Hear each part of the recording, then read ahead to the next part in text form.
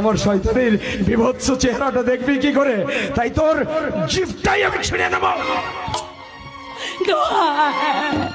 ইন্দ্রকে নিয়ে বাঁচতে না, দয়া করে তুমি বাঁচতে না।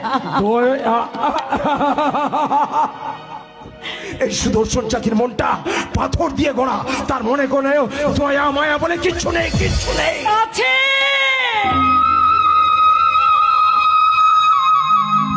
একদিন ভুল করে হলেও তুমি তো আমাকে বোন বলে ডেকেছিলে দাদা।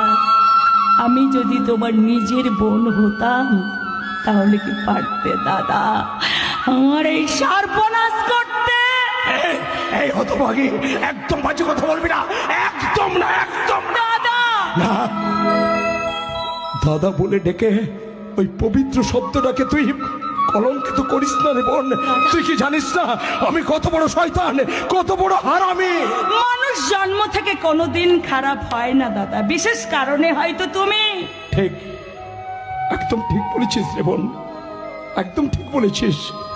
আমি আগে এমন ছিলাম না রে। ওই জালি উকিলটা আমার মনের মধ্যে ধীরে ধীরে লোভের বীজ ঢুকিয়ে দিয়ে দাদা আমাকে বিষাক্ত করে তুলেছে। আমি তো ভালো হতে চাই রে বোন, আমি তো ভালো